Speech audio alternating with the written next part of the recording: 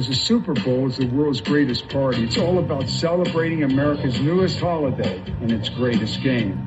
I know because I've been to lots of Super Bowls and I've been to Indianapolis, so let me tell you something. This is a marriage made in heaven. The late Hollywood legend Dennis Hopper played a leading role in helping Indianapolis to eventually land a Super Bowl in 2012, one of the highs in Indianapolis history.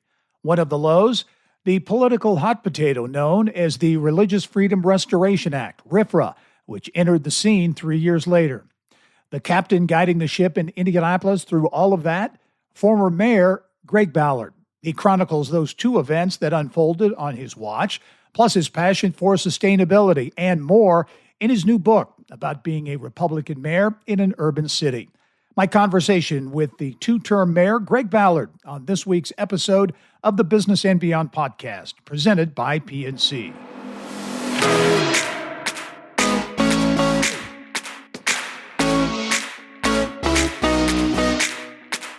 And I'm pleased to be joined on the podcast this week by former Indianapolis mayor and current author, among other things, Greg Ballard. Mayor, thanks for taking the time. How are you?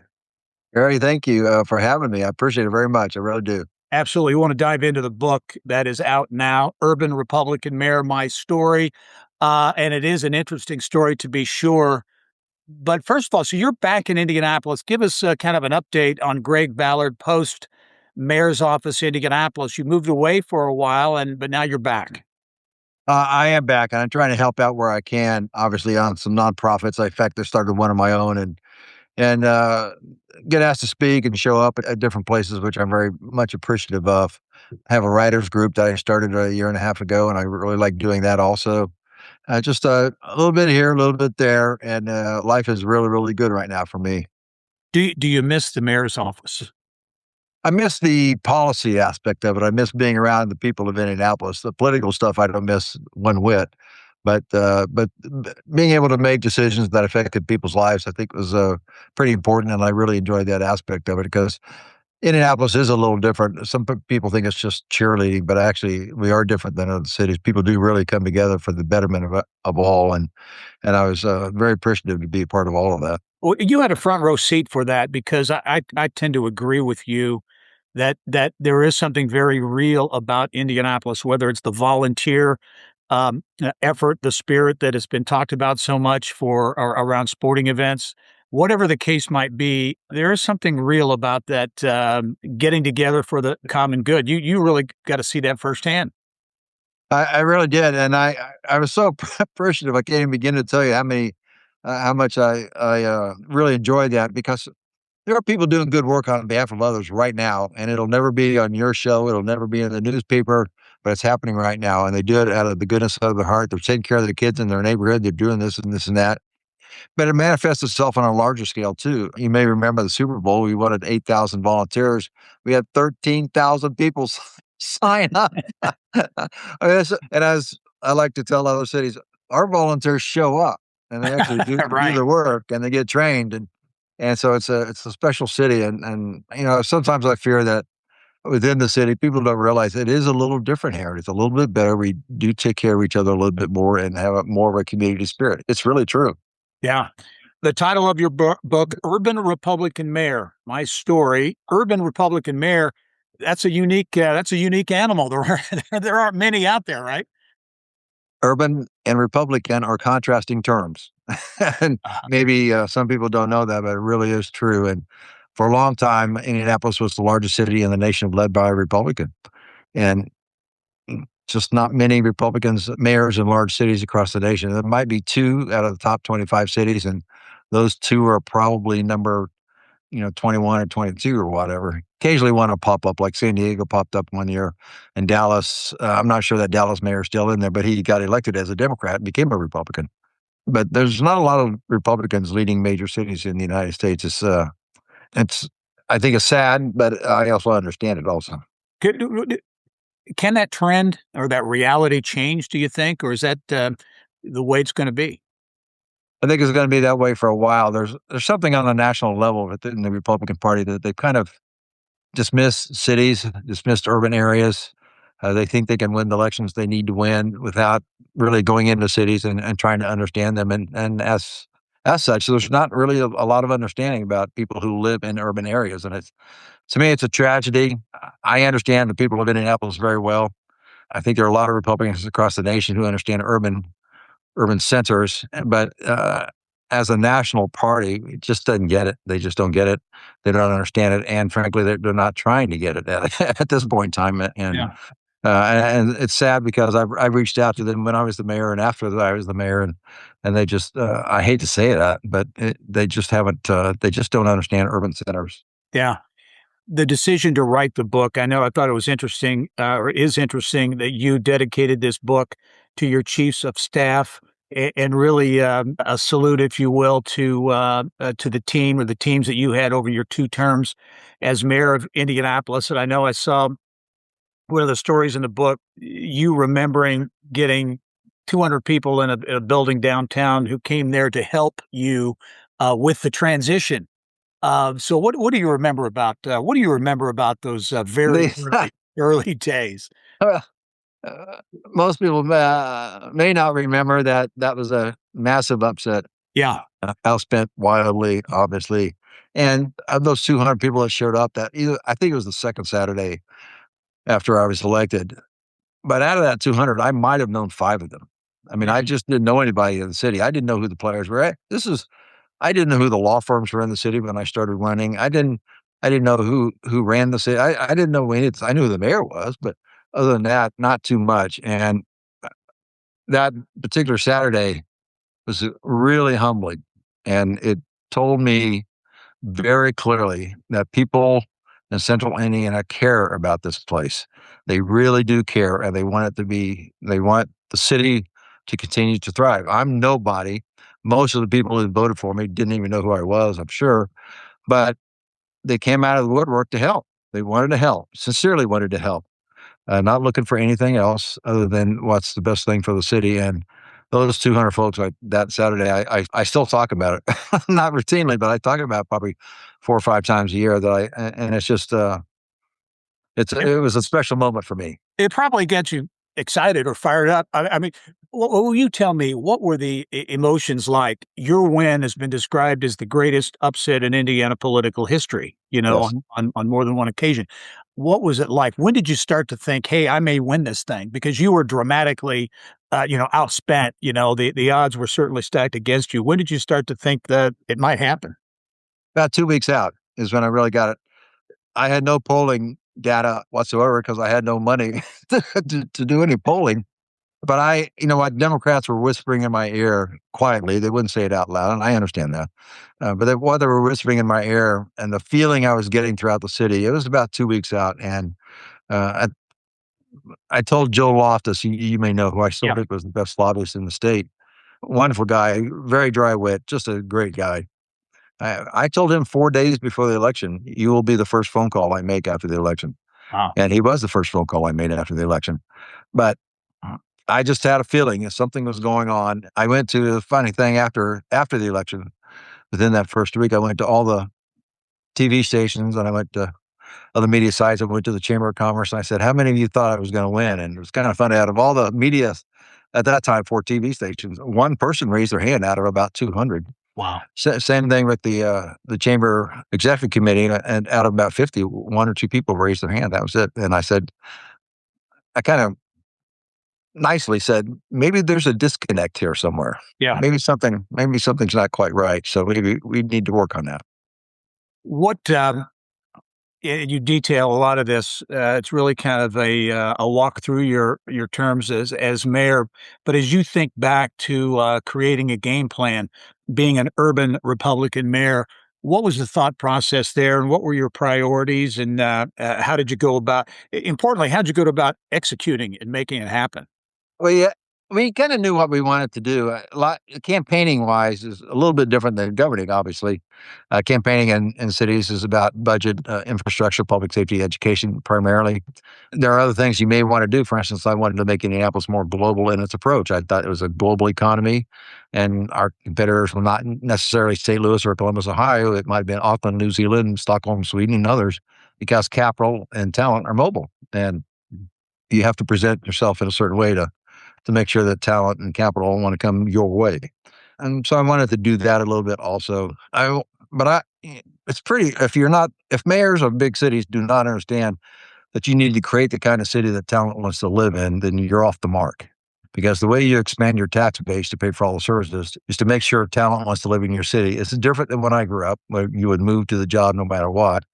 But now talent goes wherever the college student goes wherever he wants to go and then tries to make it. So you try to attract that person by having the amenities and the quality of life that they want. Because if the talent shows up in your city, the businesses know that, and then they will come in. There's a couple of stories in there about Kronos and when they come to Indianapolis because they were looking for talent, and the potential talent for them said we want to stay in Indianapolis. And it's right there in the book. And another one about Oklahoma City, a couple page story in there about how the mayor of Oklahoma City described how they lost a bid that they thought they were surely going to win because they had by far the best incentive package. But the company had put mid-level managers in Oklahoma City for a long weekend, and they all came back and said, we don't want to live in that city. Wow. And Oklahoma City changed everything that they did from that point on. And now Oklahoma City is a great place to live. But it took that was the moment where they realized, hey, this is about quality of life. This is about the amenities in the city. We got to attract talent into the city by doing these things. And so then now they have a great mix of talent attraction, quality of life, obviously, and expanding tax base. Yeah. Talk about some of those quality of life improvements you really push for and why you did it. The cultural trail. There are some other things as well. And did you receive pushback? Because there are some people who kind of poo-poo this whole idea of quality of life, but I tend to agree with you. It is critically important now when you look at economic development and where companies are looking to stay or relocate. It's a big factor. What do you look back on as some of your biggest quality of life improvements? Well, there's quite a few. Some you didn't see. Obviously, the sewer work underneath obviously was a huge project. But the stuff that you do see, like, for instance, the bicycle culture that we put in, it was pretty dramatic. But if I had polled that early on, I'm sure the poll would have told me don't do it. And of course, Republicans don't understand bicycling at all as a quality of life issue. But I knew that the one of the things that young talent looks for is what I would call mobility options. And you may want to drive a car, but you may want to do this, you may want to do this. The bicycle was one way to move around that we really could not do in Indianapolis. So I said about that with the Rebuild Indy money that we got by selling the sewer assets, water and sewer assets to citizens. We had money to be able to do that. And I told my team, one of the things we have to leave behind is connectivity. And that was really the mobility options that I wanted to put in. And so the bicycling just exploded out of that. Now, we had bicycle events, obviously. We had a goal of 200 miles of lanes and trails. By the time I was done, the bicycle retailers loved me. Yeah. Obviously. And so they did pretty well too. But it changed because when I saw certain people riding bikes at times, I thought, man, we really did do this. We really did this. But that's one thing that talent is looking for. They want not just mobility options, but a sense of, if you will, fitness also. And they wanted to be able to get around on a bike, ride to work, ride on the weekend. Sometimes on the weekend, you ride with the kids. All of those things had to be easier than it was. And that's one thing we did. Now, did you field a few calls from people who didn't like it? Oh, yes. Oh, no question about that. Tell me about that. Tell me about that, because I know there were people who were ticked off about it, right? But yeah, there were some, and I get that. But the funny thing is, I'll give you one story in a second, but if I had run toward a third term when we were talking about it, one of the things we were going to run on was the bicycle culture. So even my Republican friends at that point in time had gotten that. But we were at a mayor's night out one time, which is the mayor's night out is when I went to a different neighborhood every month, took all the questions they had. And one lady asked me there, that older lady, nice lady, really nice lady, said, I really don't like these bicycles. And I don't like these lanes because when they're there, I have to slow down my car. I said, exactly. Now you're getting it. Right. Exactly. The road is for everybody. You slow down, don't hit those bicyclists, right? So, but that was the point of it all. But it really was about talent attraction. Everything we did was through the prism of talent attraction. It absolutely was. You talk about some of the improvements made that you don't see. Infrastructure. I know you, in the book, you talk about that, and you talk about infrastructure as something you point to as one of your greatest accomplishments. Talk about the decision to invest money in that, because that's not sexy like a big plant or things that you see, but it's very important. Talk about the thought process on infrastructure. So the start of it was a little different because we inherited a program that was mandated by the Department of Justice, believe it or not, in the EPA to take care of the sewers. Now, this is not just Indianapolis. This was actually happening with 700 cities across the nation, and Indianapolis was one of them. I inherited a $1.8 billion mandate to fix the sewers. I had David Sherman, used to own a water company, brilliant guy, brilliant guy. And he came in and said, listen, we can do this. And this is the phrase I always use: faster, bigger, faster, cheaper, greener. Oh, bigger, faster, cheaper, greener. Okay. This is a story that most people cannot believe, but the EPA, we said we could do this for $1 billion and it'll be better. And the EPA said, no, don't do that. He said, we want you to spend this amount of money. Huh. You cannot, well, I know that sounds crazy, but that is exactly what they said. They wanted 2% of MHI, median household income, across the nation, people to spend on these things. And we said we can do it differently. So we were ready to go to court. We were what I call dancing for a year. And at all the meetings, the EPA always brought the Department of Justice, I assume for intimidation purposes. And we said, no, we're going to court. And eventually, just before we were going to go to court, they said, okay, you're right. Oh, wow. And so we saved $800 million immediately for that. And then those assets, then the water and wastewater got sold to Citizens, generated as $1.9 billion deal. There's $1.5 billion of debt. We got $425,000. We put 80 away for a rainy day fund, if you will, and we used the rest of it for Rebuild Indy and built infrastructure above the ground.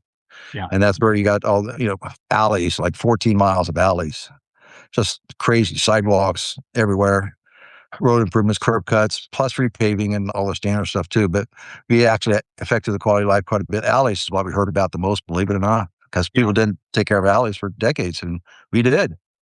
We did. So there's a lot of that's going on. Sherman, he was brilliant. He leveraged that 375 or whatever into over $500 million. And it was crazy. And we were able to get a lot done with that. Yeah. You're a big proponent, certainly, of sustainability and related issues, including electric vehicles. There was the Blue Indy? Blue Indy, right. Blue Indy. You wanted to obviously transition the police fleet to electric vehicles. Talk about how all of that played out, why you wanted to do it, how it played out, and how you look at that sustainability issue now, today, as we sit in 2026. Well, it's interesting because a previous book that I wrote was about oil and national security. And I looked at all of this from that angle, I'll be honest with you. I mean, I knew the sustainability aspect of it. It was kind of funny.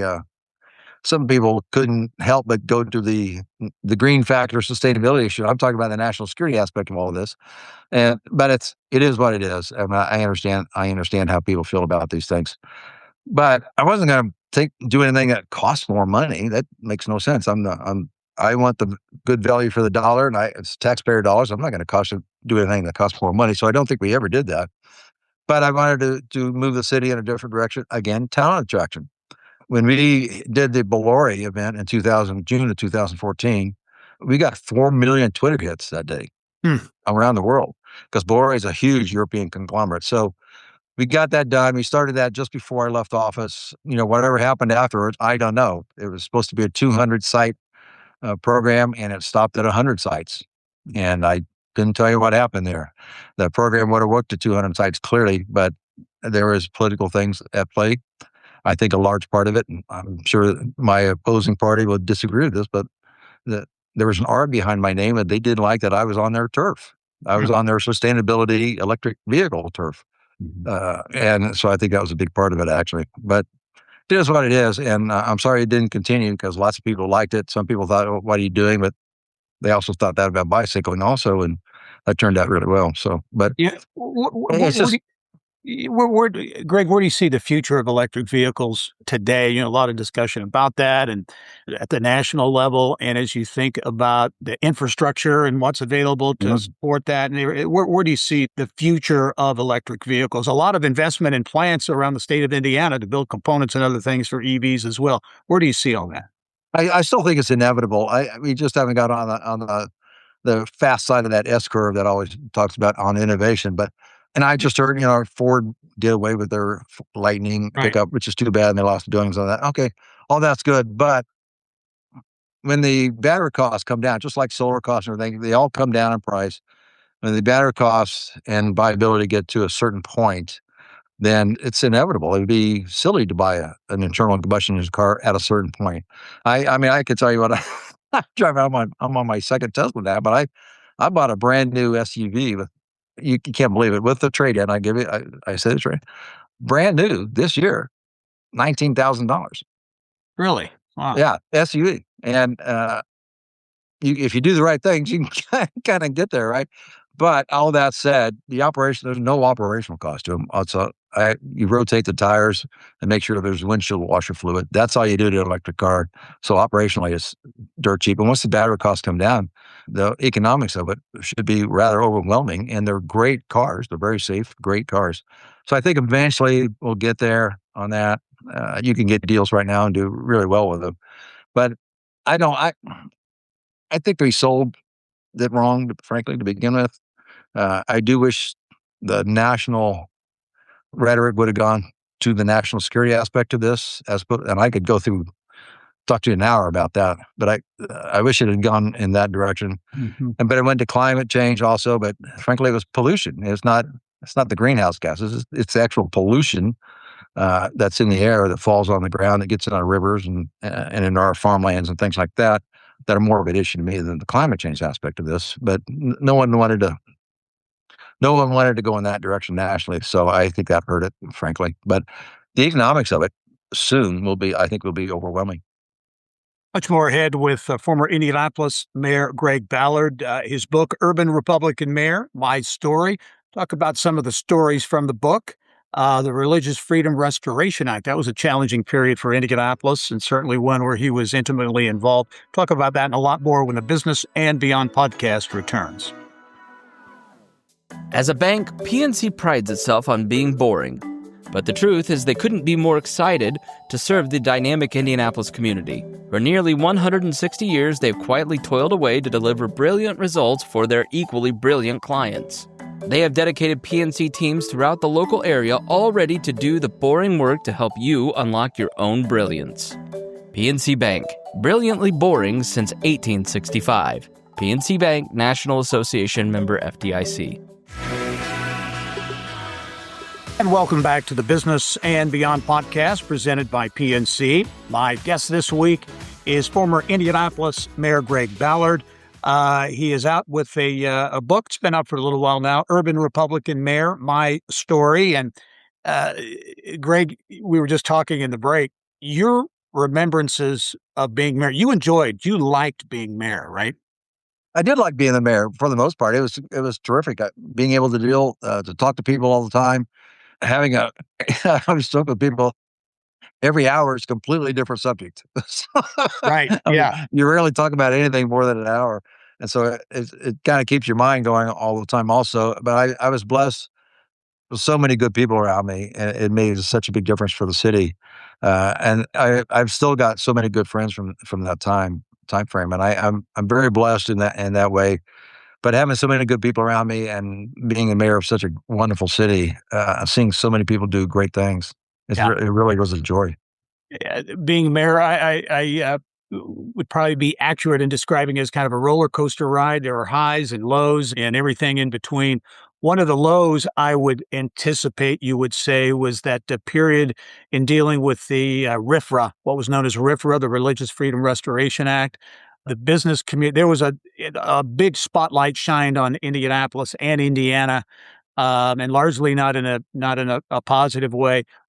You were very much involved in that process. To give us some insights, some stories, and thinking back on that, and how critical a time that was for Indianapolis and Indiana.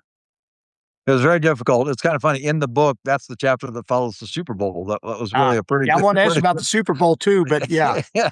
So good moments during the Super Bowl. Then the next chapter is the Religious Freedom Restoration Act, which I think is probably the most powerful chapter in the book. It was a very difficult time. Unfortunately, I had to be on the opposite side of my friends and a lot of my friends that I knew about. But the State House just didn't understand what they were doing at the time. And it was unfortunate. You could read it in the book, but they were kind of sold a bill of goods by some people who wrote up a law that said, oh, this is just like the national law. If you read the law, which is very short, you may think that, but combined with the rest of Indiana code, that was not true. The effect was completely different. And that's what the legislators didn't know. And so it was discriminatory when you combine with the rest of Indiana code, and no one wanted to believe that. But then they passed it, and then all hell broke loose at that point in time. And like you say, we had national attention that we did not want. And I was unfortunately put in the position of having to go on national radio and national TV to say, this is not who we are. This is not Indianapolis. This is not Indiana. This is not who we are. And I got a lot of hate for that, obviously, not just from, like I say, my friends, but nationally. The phone calls coming into the office were terrible. I mean, just terrible. I had one lady who cried for a week taking those phone calls. It was terrible, beyond belief. But it wasn't until this was like a 10-day period, and I was actually on vacation in Florida. Other than Christmas, the only second time I ever took a week-long vacation. And I had already announced I wasn't running again. But I got a phone call from one of my communications people and said, this is Wednesday, the first Wednesday, saying, if you do not put out a press release today, I'm in a hotel room in Florida. If you do not put out a press release today, Gen Con is leaving. Wow. Which is the largest convention we have in the city at the time. They're leaving. Whoa. Because they couldn't get sponsors. Nobody wanted to come to the state. I could tell you numerous stories about people not wanting to come to the state and talent saying to large companies and universities, I'm not going there. Talk about that, Greg. How bad did it get? Because I would hear the stories in covering that back in the day. Certainly. How significant was it? It was very significant. I heard about it months afterwards. There were lots of stories about that. I got a whole section in there about reaction nationally to it, but universities were losing students who were coming. Companies couldn't get people to come into the state anymore. And if it wasn't the worker, it was the spouse who said, no, I'm not going there. I had mayors calling me up, probably 4 or 5 mayors called me up and said, Greg, I love you, man, but I'm putting out an edict that no one can travel to the state of Indiana. All of this was happening in real time. And the convention business was terrible. What was happening was terrible. And I made several phone calls during that time. The ICVA, busy day now, asked me to call, try to hold on to them, because I'm the most prominent Republican in the state who's saying this is wrong. And I had to do it. As I say in the book, you can't delegate that sort of thing. You got to be the guy at that point in time. And so it was a very, very difficult 10 days. And it wasn't until that second Tuesday, as one of my chiefs of staff said, when the second Tuesday or Wednesday morning, that the State House finally realized they screwed this up. They made a big mistake here. It took them quite a while for them to get to it, because they were believing all the hype that this was all the woke stuff and this was all the press and that, this will be, if we just be quiet, it'll all go away. It was all nonsense. That was all nonsense. The national press was right about what this meant, and it was terrible. And it was a very difficult time. My most difficult time being the mayor, obviously, but there's a lot of stories in that. I like to think I got most of them in the book, but there are a lot of stories in that. What do you remember about conversations with business leaders? I remember, and I think it was at the State House, if I remember, a news conference essentially, and you had the CEOs of the biggest companies in the state. I think Lilly and Cummins and all of them were there around this issue. What do you remember about the reaction of the business community? Well, it was very strong. And it's kind of funny because we kind of almost segmented our duties. And my duty was to be the face of this thing nationally, saying this is not who we are, trying to save conventions, trying to make the businesses look better here in Indy and things like that. Whereas the business community, and can't forget this part of it, longtime Republicans, funders, mentors, were all over there quietly behind closed doors saying, what are you guys doing? They were there. people you would know, who were over behind closed doors. What are you guys doing?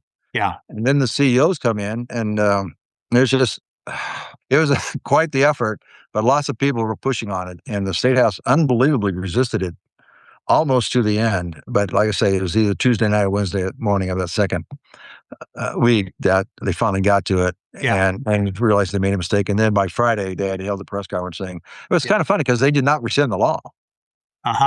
They put on what they call the fix. So they put in, this is almost, it's comical to a mayor. This is comical, not comical to the State House, but they put in a fix saying that if there's a local law regarding this issue, it supersedes the state law, which is something they never do because they always have state laws superseding local laws if they don't like something. So this was just the opposite, and that's what was called the fix. But they actually did rescind the law.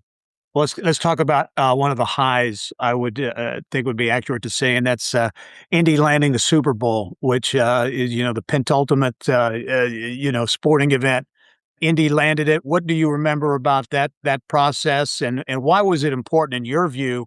Because Indy lost a bid and then came back and got it and hosted the Super Bowl. And I think at the time, of course, I'm biased. A lot of people here are biased, but I think it's accurate. At the time, certainly you can make the argument that no one hosted it better than Indianapolis, benefiting from a little nice weather, unusual nice weather too. But what do you remember about the Super Bowl? Oh, so much, but I'm the new mayor. Bart had put in a wonderful bid the year before. His team put in a great bid, and they were going to get it until Jerry Jones threw in a few more $1 million at the last minute, and all of a sudden Dallas gets the bid.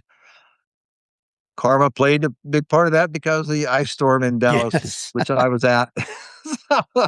So that karma came a show in their face at that point in time. But so we put the bid in, changed it a little bit. Obviously, the big project that you have to do, I'm drawing a blank right now, but on the Near East Side, what we did out there, and eventually got the $150 million neighborhood improvement with John Bonner and all those folks out there did a great job, by the way. And Mark and so many people were involved with that. So got the bid, did a really good job on the bid again. Because what happened was, I'm new mayor. No one knows what I'm going to do, but I called up Jim Irsay out of the blue, who I'd never met at that point in time, maybe 2 or 3 weeks in. I said, and Jim, I think the iron is hot. We ought to do this again. Now, you understand, I have no credibility in the city at this point in time, right? I'm a nobody who just won the mayor's office. But I called him up. I said, I think the iron's hot. We ought to do this. And then I called Mark Miles and I said, listen, I just told Jim Irsay this. And if you do this, I want you to run it. And he agreed to do that. So that's how all that started. All of a sudden, we are now, at that point in time, the parts of the city, including me, went down to the Super Bowl like a few weeks later and started learning about all of it, got the bid, obviously. And a lot of it, got to give Mayor Priest and his team a lot of credit the year before. But it was so, but it was just so much fun to do it because so many people enjoyed it. We did do it. I still think we had the best one ever. I did say the previous 4 Super Bowls that I went to Radio Row. I'm sure you've been down there. Yep. Writers Row is like completely silent, like writers are. You go to Radio Row, it's like a big party, right? Chatter, yeah. And everybody's trying to talk about it. And I told all those announcers that I got to know over the years from Honolulu to New York, I said, don't worry about the weather. It's going to be great weather. It's going to be great weather. I said that for 4 years, and then it was great weather. But you may not remember this, but the Monday after the Super Bowl, it got down to like 30 degrees. Yeah. After 10 days of 50 to 60 degrees. So, but I told those reporters for 4 years, don't worry about the weather. It'll be great. Yeah. So many great stories in the book, Greg. As we kind of wind up here, what do you want folks to get from this book? Again, you talk about so many things, and kind of your thought process too, as being an urban Republican mayor. What do you want folks to take away from the book? That we were practical, that we were moderate. We did what was best for the long-term health of the city. I think one of the through themes of the entire book is, and I've said it multiple times, what's the right thing to do? What are we trying to do here? And we never got away from that. It's all about talent attraction. The prison was talent attraction, no question. So what's the right thing to do to make sure that happens for the long-term health of the city? That's it. There was no other agenda other than that. And certainly how I got in there, I was lucky enough because I got in there with almost no support, very minimal support, some support, no question, from some terrific people. But it was it was much one-sided in 2007. But all that said, so I came in with a clean slate, and I was able to do what I wanted to do, which was what I thought was the best thing to do for the long-term health of Indianapolis, and I think we did that. I did, and I had a great, like I said, my team was unbelievable. I'm sure the book is kind of a tribute to the staff. I think as you read it, you'll understand that. Well, it is a great read. Urban Republican Mayor, My Story, former Indianapolis Mayor Greg Ballard. And Greg, it's great to catch up with you.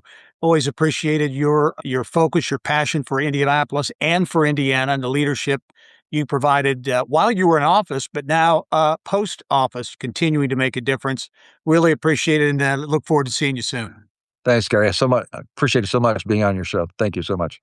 All right. And thank you for joining us on this episode of the Business and Beyond podcast presented by PNC. We are a weekly conversation with achievers in business, sports, entertainment, and beyond. And you can download all of our episodes and get Indiana business news 24/7. All you have to do is go to InsideIndianaBusiness.com. I'm Gerry Dick. Thanks for joining us. We'll see you next time.